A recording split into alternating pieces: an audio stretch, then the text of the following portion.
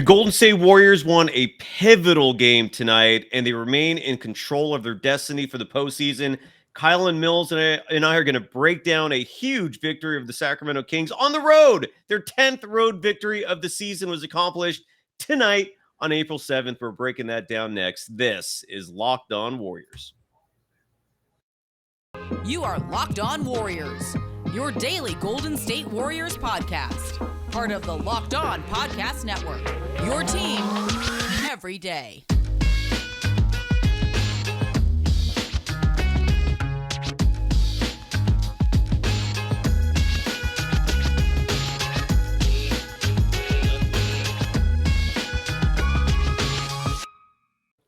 Thank you for making Locked On Warriors your first listen every day. We're free and available wherever you get podcasts. You can follow Kylen Mills on Twitter, on Instagram, on TikTok, at Kylen Mills. Super easy. It's just her name.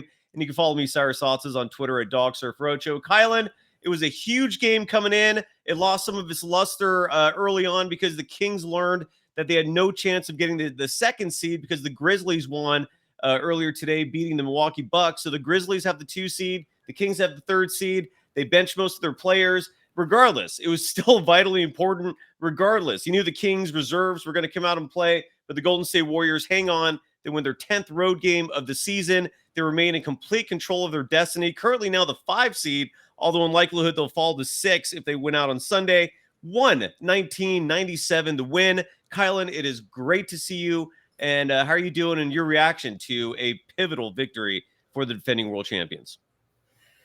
Good to see you as well, Cy. I am delirious. I've been up since 5 o'clock this morning. So just full disclosure to everyone hanging out with us tonight, I'm calling the Pac-12 beach volleyball tournament, and the first match is at 5 a.m. I have to be there around 6:30. So just got to get that out of the way. So whatever I look like and sound like during this episode, and if I make no sense, it's not my fault. I am not a morning person. But in terms of the game, so this was a big win. This was a must-win for the Warriors as they're looking to secure the playoff seeding that will allow them to avoid the play-in. They're looking to secure that 6th seed. That being said, this was a bit of a letdown for me personally. I know a win is a win, and at this point in the season where the Warriors have hung around 500, it's hard to say that you're not happy with any victory, especially considering this was one on the road, the 10th road win of the year for the Warriors.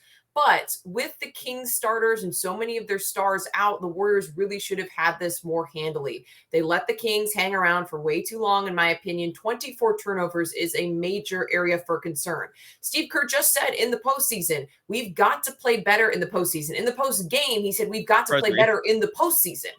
He said, if we make the playoffs, which Kerr still used the term if, because that is not 100% determined. He said, if we make the playoffs, avoid the play-in or win in the play-in and advance the playoffs, we have to play better in order to win series against playoff caliber teams. We cannot be so careless with the basketball as they were tonight. And I agree with that assessment. They've got to try to clean up the turnovers. They're able to take the win against a very, very shorthanded Kings team.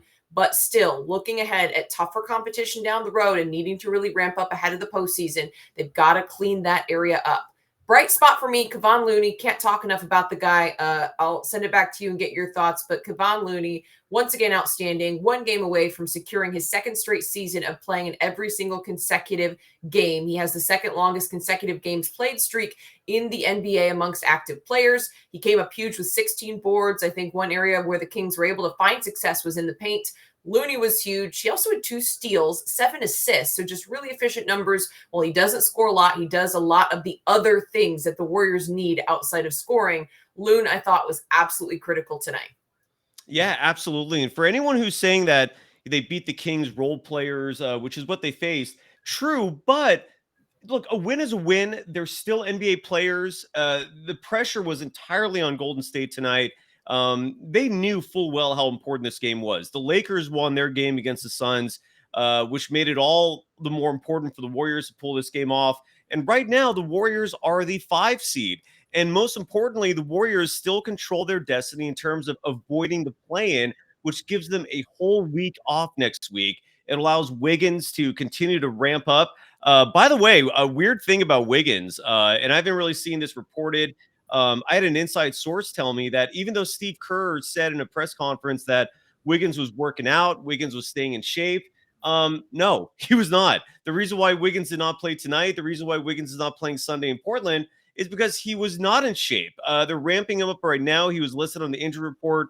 I forgot what the verbiage was, but it was like conditioning for something. It was a weird one. Do you remember? I can't remember. I don't know if you remember what it I said. remember what the exact verbiage was, but it mentioned conditioning or something like that. And Yeah. that's the story the Warriors have been telling, is that he still has to, get back in basketball game shape. Yeah, he's not in shape at all. He is not in shape. He's getting there. For the people that commented that he looked like he lost some weight, he looked skinny. Yeah, there's a good reason for that. He was basically not playing consistently or not working out the way an NBA player should be working out for nearly 2 months. So hopefully he'll be back. The extra week of not dealing with the play-in tournament would strongly help and assist in that process. But regarding tonight's game, I feel like it was a tale of the inefficient and the efficient. And I guess this shirt that I'm wearing right now is where we'll start with, because the Warriors in the second quarter, they had a 16-point lead. That lead dropped to 5 when they went into the half. And a huge reason for that was Jordan Poole, who struggled tonight. And now granted, the turnover number was not high. Draymond Green and Steph and Curry were largely responsible for that. They each had 5 turnovers tonight, which is ugly, but they also were absolutely staggering when it comes to the plus minus.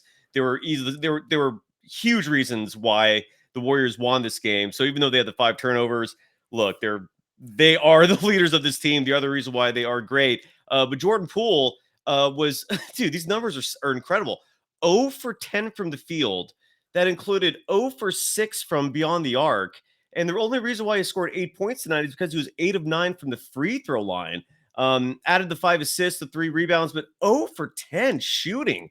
That's just staggering. And then the other side of that coin, though, in terms of efficiency, is Gary Payne II and Jonathan Kuminga. Both those players went 4 for 5 from the field. Gary Payne II was 2 for 3 from beyond the arc. Kuminga was a perfect 2 for 2 from beyond the arc. Kuminga finished with 15 points on just 5 shot attempts. Gary Payne II had 10 points on just 5 shot attempts. But Gary Payne II, I thought defensively especially was huge, because the Kings, like Trey Lyles, for example, was a pest. And in the second quarter, I felt like he was making every shot imaginable. So when Gary Payne II came in, things calmed down. Kuminga was giving them the points he definitely needed. And then, as you mentioned, Kevon Looney, 16 rebounds in tonight's game, 5 of those offensive, added 6.7 rebounds.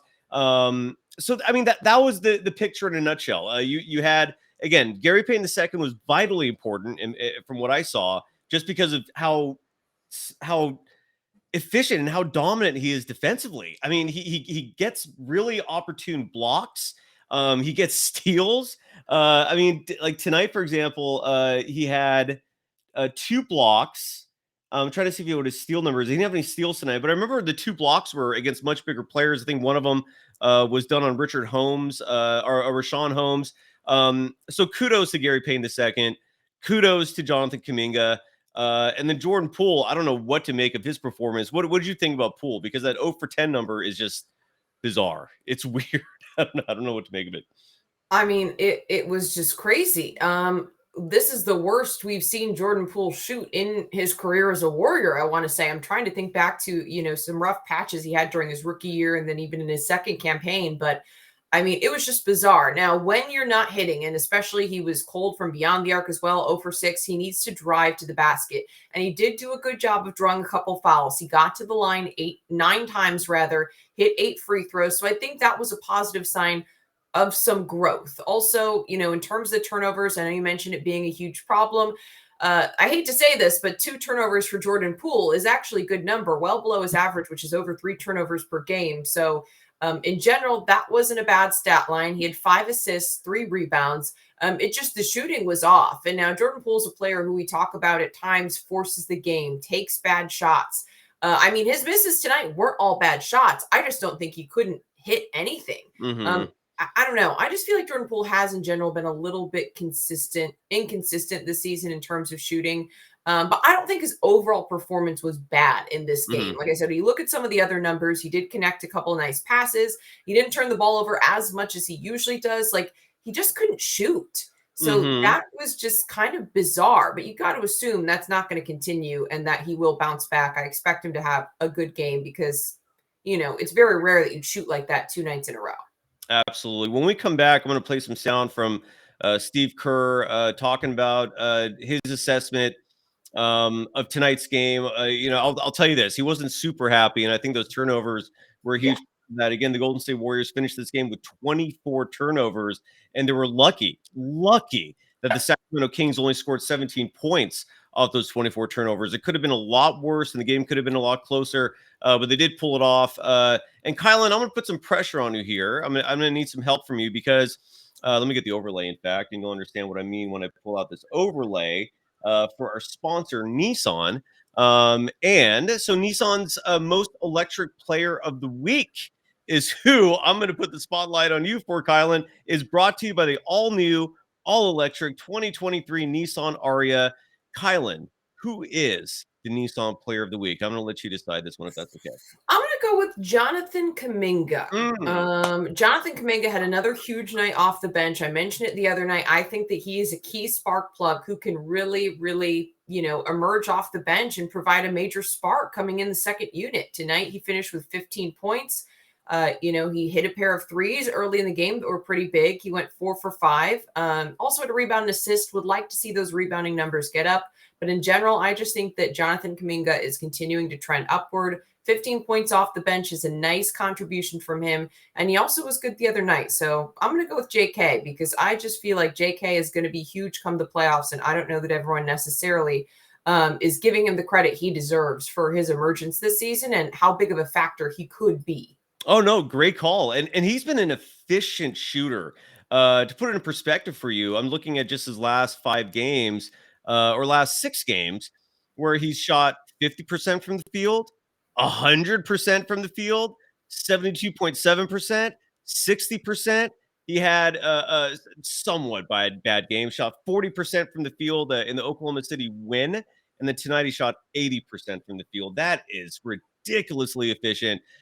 Great call. Jonathan Kuminga. I love it. He is this week's Nissan most electric player of the week. He's been brilliantly fierce, stunningly powerful, fiercely elegant. All the words you can think of that associate both the Nissan Ariya and Jonathan Kuminga. The 2023 Nissan Ariya packs pin you to your seat power and premium intelligence all in one electric vehicle. The all-new, all-electric 2023 Nissan Ariya, the electric vehicle for people who love to drive. Shop now at nissanusa.com.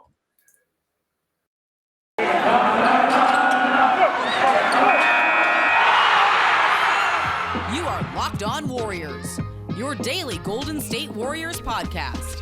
Part of the Locked On Podcast Network, your team every day.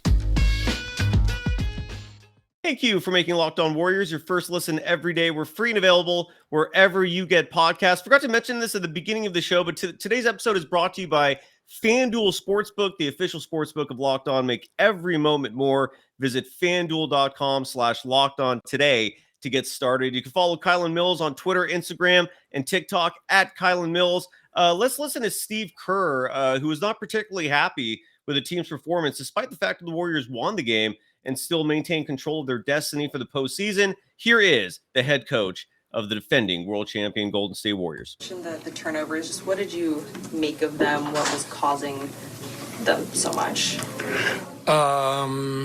Carelessness was the main cause. Sacramento played hard and they got into the ball and they forced a couple. But you saw, some of the careless passing that we're not going to be able to get away with, in the playoffs. So we've got to win one more game, obviously, to get in. But assuming we get in, we're going to have to play a lot better than we did tonight.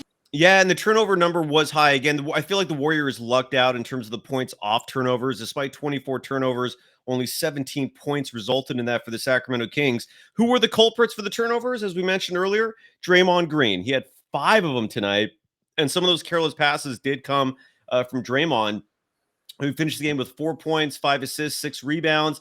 And then Steph Curry, one of a man who, if the Warriors win the title this year, I feel deserves to have his face etched in stone on the NBA Mount Rushmore. He finished the game with 25 points.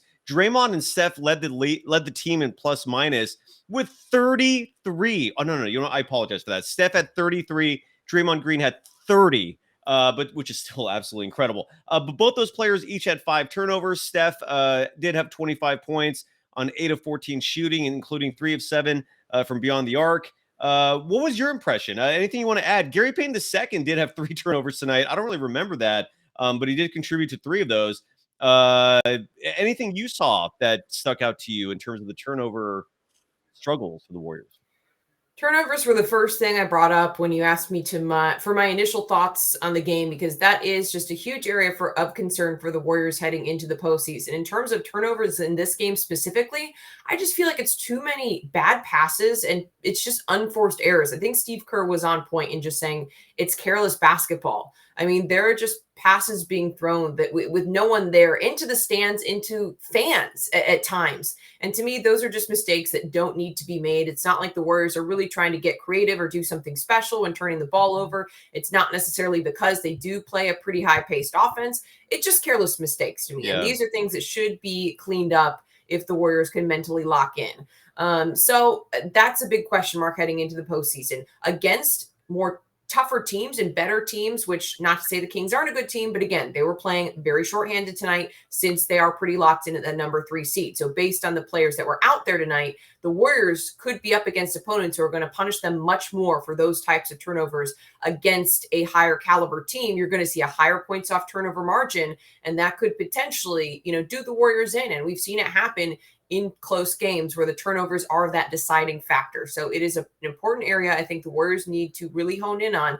Careless and just silly bad passes and mistakes, they've got to be eliminated. It's just a mental thing. Play the game, play smart, don't rush it. I think they can do it, but they've just really got to mentally lock in ahead of the postseason. No, you're absolutely right. And AC wrote that that moving screens were the turnover calls for Gary Payton II. That is correct. I think he had 2 of them, I think. And those kind of calls are so annoying. I mean, it's like out of all the calls for an official to make, you're going to call these moving screens that are subjective at best. I can't stand those. Those annoy the ever living what out of me. And then Retzel brings up a great point. The Warriors defense, despite the fact they were facing mostly the second team players of the Kings tonight. Harrison Barnes was playing. I love Davion Mitchell. But the Kings, number 1 scoring team in the NBA, were held below 100 tonight. So kudos to the Warriors defense for holding the Sacramento Kings to 97 points total in a game that they absolutely had to win. 119-97 was the final there. Kevon Looney, again, I want to give him love for those 16 boards. He's really become like a calming presence for the Warriors. Like I feel like whenever, like tonight, for example, that second quarter was just ugly. And the Warriors got outscored in that second quarter, if I have my numbers right, 32-21. And when that was going on, and I feel like, especially late in the season, anytime the Warriors are going through a rough patch, there are 2 players that come to mind that I think of that I want in the game to soothe things out, to calm things down. One of those is Kevon Looney. I know Steve Kerr has alluded to that, and you really feel it just watching it through your TV screen, let alone if you're in the arena. And he's just become such a steady presence for this team. In my opinion, the best rebounder in the NBA, had 16 again tonight. And then Gary Payton II. The way he plays defensively is just so ridiculously effective. There's a reason why Stephen Curry said publicly, I don't want him on another team. I don't want to face him. He's a pain in the ass.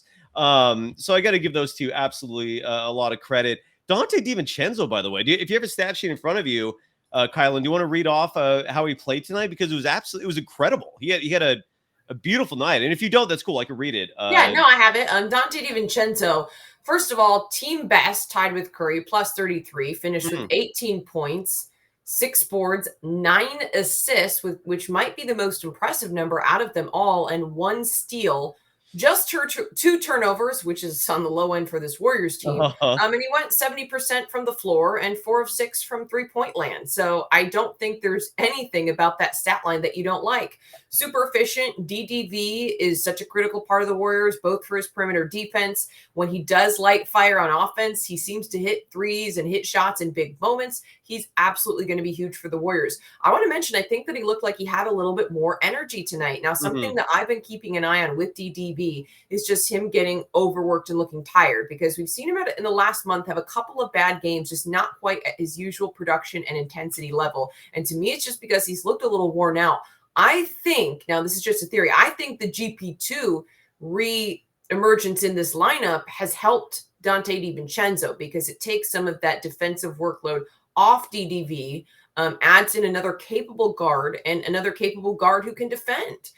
So I think that Donte DiVincenzo looked fantastic. And again, I just think that he looked like he has seemed more revitalized as of late after looking tired. I mean, during the stretch with Wiggins out, the Warriors dealing with a number of injuries in 2023, he's had to take on a big workload and put up a lot of minutes pretty regularly. And he's not a player who's missed time for injuries. So he's been really putting a lot of miles on the body. I thought that he brought a lot of energy, the DDV we're used to seeing. I'm excited to see what he can do in the postseason because at the end of the day, he's a champion who also knows what it takes to win. Won a championship with the Milwaukee Bucks, although he was dealing with some injuries on and off during his tenure there. I'm excited to see what he can do. I think he's going to be a great addition to the Warriors and really step up in the postseason. Yeah, I 100% agree. And I think that's a great call, Kylen, that with Gary Payne II coming in, DiVincenzo is getting a little reprieve on the defensive side. He has help for a change, and it's letting him put a little more energy on the offensive side of the ball. So yeah, fantastic night for DiVincenzo, mamma mia, 18 points, 7 of 10 shooting, 4 of 6 from beyond the arc. Again, as you mentioned, 9 assists, 6 rebounds, just a phenomenal game. And again, as you mentioned, also started to be redundant with the stats, plus 33. Tied Steph for the lead in that category. The starting 5 was just absolutely incredible tonight in this crucial win. When we come back, we're going to talk about the latest standings and the tiebreakers and where the Warriors stand with 1 game remaining this season. It's incredible that the regular season is wrapping up. Time flies. I feel like watching a sports season come and go is one of the many symbols of time just literally just flashing right before our eyes. Children growing up is another one of those, but sports to me is just always representative of that. First, oh shoot, I closed my tab that has my sponsors. So hold on one second. I got to pull that up. That was just such an amateur move on my part. I apologize, folks. All right, here we go. Our sponsor, FanDuel. Let me get the overlay real quick.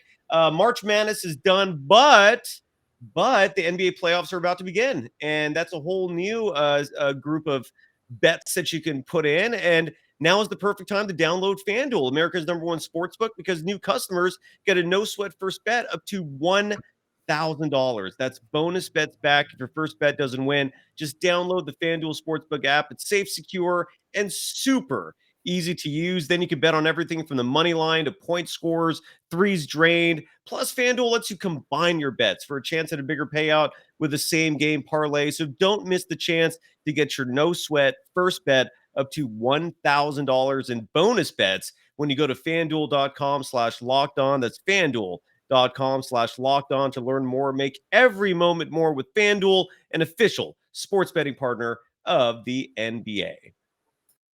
You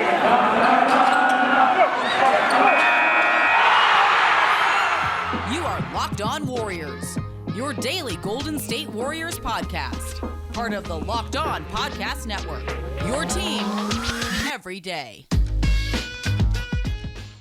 Thank you for making Locked On Warriors your first listen every day. We're free and available wherever you get podcasts. One final segment with myself and Kylen Mills, who you can follow on social media at her name, Kylen Mills, more specifically with Twitter, TikTok, and Instagram.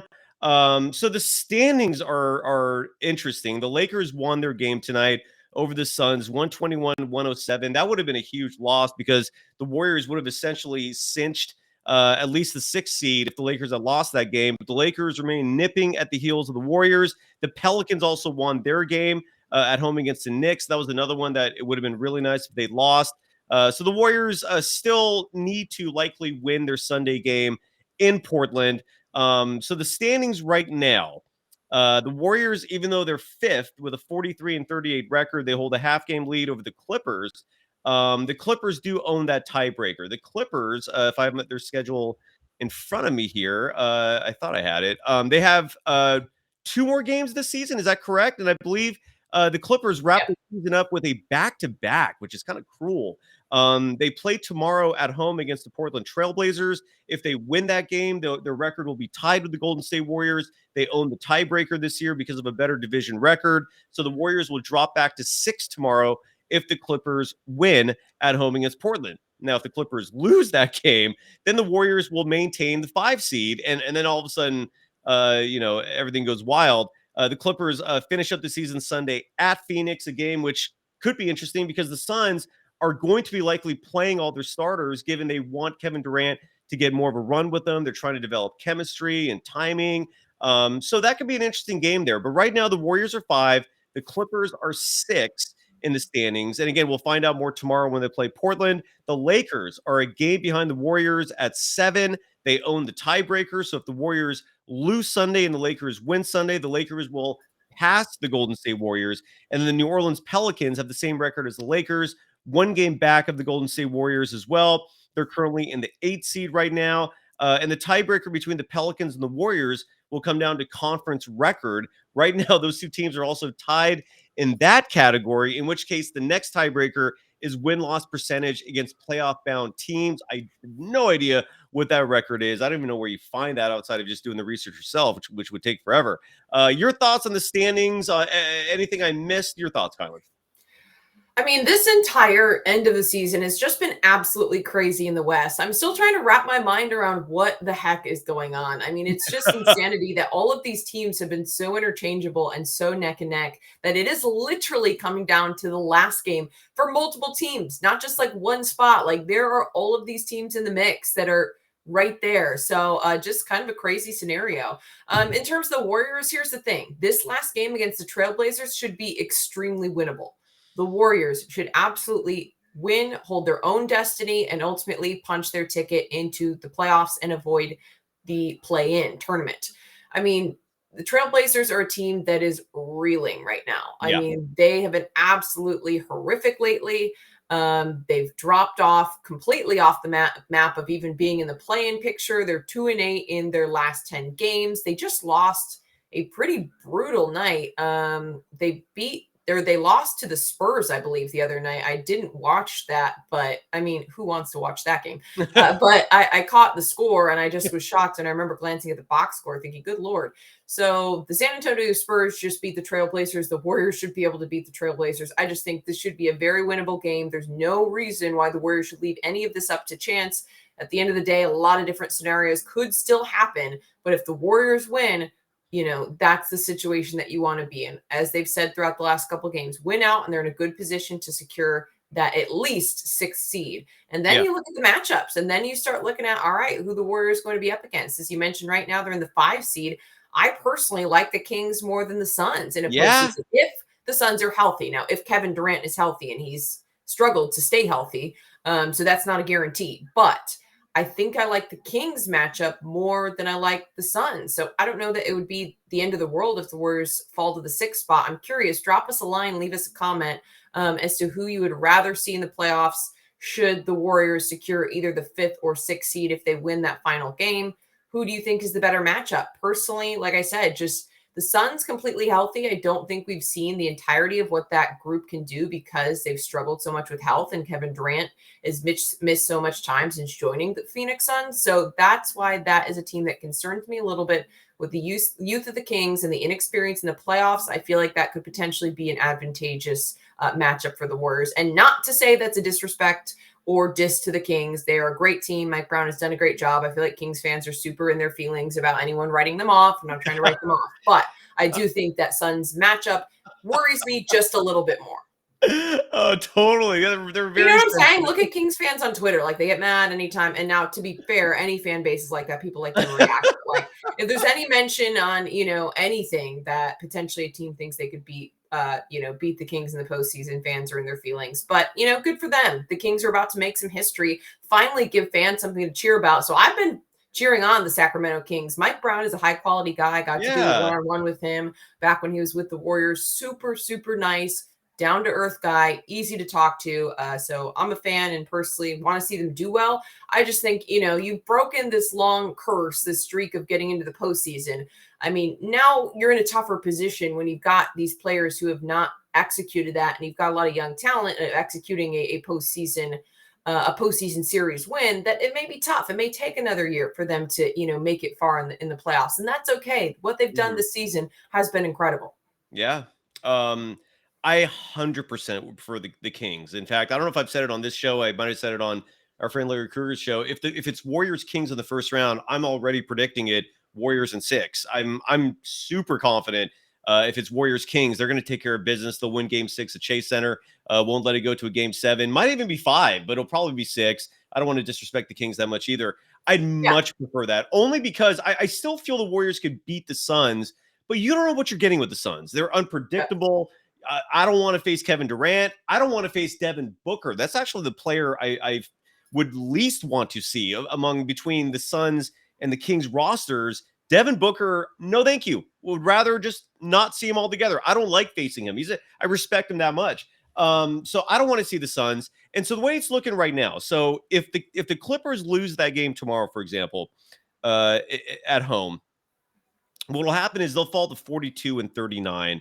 The Clippers and Lakers will then be tied for the. Actually, I don't know who would have the advantage there.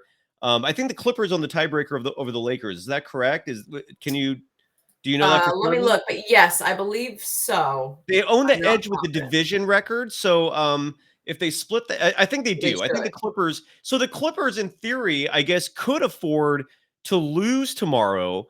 But then they would have to win the game Sunday. I'm trying to figure out like if the Clippers, if they wanted to just hold on to 6, like, is that all they'd have to do is just split the last 2 games? And I think so, because they own the tiebreaker over the Lakers. Yeah, they do own that tiebreaker. Yep, I just looked. Yeah, so in theory, if that's what the Clippers really want to do, I guess that they can do that, which is kind of crazy. So we'll see what happens. Regardless, Sunday, it's Sunday afternoon, Sunday early evening. We'll finally know for sure what's going on. Again, the Warriors have complete control over their fate. Bruce Morrow is saying that, yes, I'm correct. But also, I do agree with Retzel, who's saying that the Clippers will not lose tomorrow, at least won't give that game up intentionally, just because it is risky. Because let's say they lose that game, and their final game is going to be, I'll have it here again. It's going to be Sunday against the Jazz. Is that correct? They keep having to hop back and forth in all these schedules here. I know. I've got like 20 screens. I also have 20 screens up because this is just such a freaking. It is. Okay, I got it here. Wild situation. So the Clippers' final game of the season is at Phoenix, and that's the second half of a back-to-back. That is not a gimme. So if the Clippers decide to voluntarily give up Saturday and lose that game to the Trailblazers so that they could be the 6th seed instead of the 5 seed, that game at Phoenix is not going to be a cakewalk, because Phoenix will not be resting all of their players. They want to give their players reps, given how new Kevin Durant is to this team. So and the risk for the Clippers is, okay, you lose that game tomorrow at home against Portland, and then you go to Phoenix Sunday, you lose that game, you're no longer in the play-in, because then either the Lakers and or the Pelicans could pass them up because of records. So I think it would be too much of a risk, in my humble opinion. Bruce Morrow is also writing, and I don't know if this is correct or not, that Kawhi doesn't play back-to-backs. Joe is also saying that Phoenix is resting. I don't know if we can confirm that or not. Interesting. Like you said, I could see them not resting just because, like you mentioned, the lack of experience as far as playing together and wanting to get that rhythm before the postseason. Yeah. But given the injury situation, I could see it going either way, because they've struggled to keep everyone healthy. So yeah, I'm curious to see. A few people were saying that Phoenix rested tonight against the Lakers. Whether or not that is a trend that's going to continue, I guess we'll find out. So it is crazy. By the way, Kylen, what do we make of all this? Who freaking knows? Yeah. Did you by the way fill out your ballot for the Locked On Podcast Network? We're having our first annual NBA awards. I mean, if the NBA can issue awards, why can't we, right? So and the way the NBA decides who gets a vote is the part that I take massive issue with.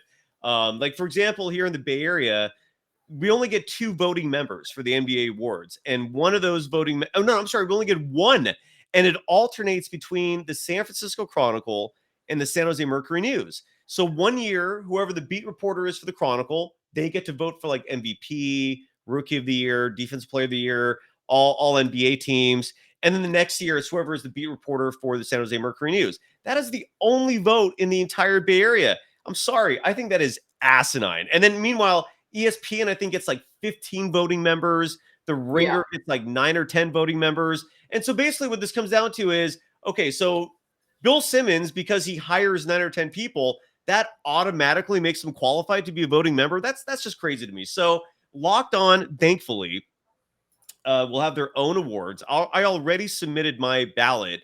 I almost want to make that just a separate show in terms of who have you submitted yours yet? I haven't yet because, like I said, I've been buried in this prep, but I plan on it, and I'm very, very excited to see how this goes. Yeah, so I'm thinking like we should just do a show just on that in terms of who we're gonna just submit our votes to. So, but the next show I do know for certain we're gonna be hosting will be Sunday night or afternoon. What time is that game Sunday, by the way? Is it a day game? Is it a night game? Do you have any idea? I just had it up. Let me look. So we're definitely going to be doing a post-game show after Sunday's game against the Trailblazers. The one thing with Portland, too, I do have to warn fans because the Portland Trailblazers played a game the other day. I think it was against the Minnesota Timberwolves, where the Timberwolves were 19-point favorites. It was on Sunday, April 2nd, so it was almost a week ago. They were at Minnesota. Again, Minnesota's a 19-point favorite. Portland won that game 107-105. It was one of the biggest upsets in recent NBA regular season history. So I don't want to sleep on Portland, okay? And the Warriors cannot sleep on that game. Like, they cannot take Portland easy. They cannot take the risk of losing that game just hoping they get in. I don't know. Any thoughts on that? And the Warriors can't take anyone for granted at this point. This is the last game of the regular season. You head into the postseason. Now you need to play your best basketball. They've got to clean up the turnovers. They've got to take the Trailblazers seriously. I just mentioned the fact that this is a winnable game. There's no reason why the Warriors shouldn't win this. If they play even decent basketball, they should very clearly be the better team of these two. Absolutely. Yeah. And no, for people asking, are we going to do like a red carpet or something? No. We just get to submit our own votes, and Locked On will just issue, they'll announce who the winners are. There will not be an award show. Just an early heads up. That is an early 12:30 Pacific time tip on Sunday, just to give people a heads up, because that's not a usual start time. Usually it's more late afternoon to mid-afternoon. So correct. Get up, folks. Get going on your Sunday. Get your chores out of the way, and you're going to have to be popped down on the couch at 12:30 for that early tip. Wow. I say early, but it's just earlier than usual. No, it is early. It's in fact, Sunday's crazy. Someone mentioned in the chat, and I'm just confirming this now. All the latest games on Sunday are 12:30 Pacific time. San Antonio this Sunday specifically. That's interesting. This Sunday, San Antonio, Dallas, New Orleans, Minnesota, Memphis at Oklahoma City, Sac at Denver, Utah at LA, LA at Phoenix. So Utah at the Lakers, Clippers at Phoenix, and then the Warriors at Portland. All of those games tip off at 12:30. Do you know yet if you're available? Should we not announce that? I should be able to do it. So I will do that instead of Monday's episode for sure. So if we want to do post game, let's do a Sunday post game. Come join us, come hang out with us, grab lunch, and we will hopefully be talking about playoff scenarios at that point. Yeah, maybe we'll do a two-parter too if we can fit it in. I won't pressure you on that. We'll discuss it. But regardless, folks, we'll be here Sunday post-game, final show of the regular season. Hopefully the Warriors pull off a win. So regardless, they don't want the play-in. I don't care if it's Phoenix in the first round. Better that than dealing with the play-in. Should be exciting. I mean, really the three big games on Sunday, looking at the schedule, obviously Warriors at Portland is big. Clippers at Phoenix is going to be big.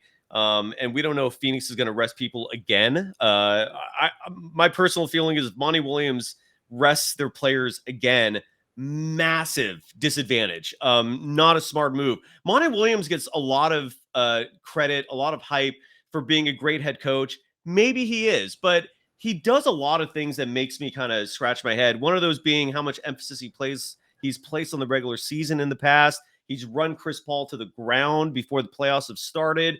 The way he's handled DeAndre Ayton, that's raised questions. And now this, I mean, I do not understand the logic of resting your players when Kevin Durant's played a whopping total of 8 games for you. You've got to give him time to familiarize himself with his teammates and have all of them kind of develop a chemistry together. Not a smart move. Good for the Warriors, not good for the Suns. And another game, the Utah Jazz are at the Lakers. That's a big one. And New Orleans at Minnesota might be consequential as well because the Pelicans are still in the mix there. So all the Eastern Conference games are at 10 a.m. on Sunday. All the Western Conference games are at 12:30 p.m. on Sunday. So there you go. Is that it, Kylen? Are we good? Did we miss anything? That's it. All right. Want to give some we're at 40 minutes. Damn it. Yeah, I was going to say, Cyrus, get off. I didn't want to interrupt you. Sorry, folks. We have a limit for Locked On. It is not me cutting Cyrus off. Someone commented that like a week ago. I was like, Cyrus, time to wrap up. And they're like, geez, Kylen's busy. No, I'm not busy. I'm just trying to encourage him to stay in our time limit that is set by the network. So it's not me. I don't care. I love just, shooting. I could go forever. Yeah, you're absolutely right. It is the network. We do have to stay in a certain time limit. So apologies if we do run off or jump off all of a sudden. We've got it. They really want us to stick inside of this timetable. So folks, sorry, we do have to wrap up. Yeah, that is a directive from Locked On. Sorry, Nick. Sorry, Dave. Real quick, Klay Thompson, want to give him love as well. He led the team in scoring tonight. We didn't mention his name once. He had 29 points. Shot 11 of 19 from the field, 5 for 8 from 3. So Cyrus, no more. Retzel says crack the whip, Kylen. That's what Retzel said. Bye. Take crack care. the whip. Bye.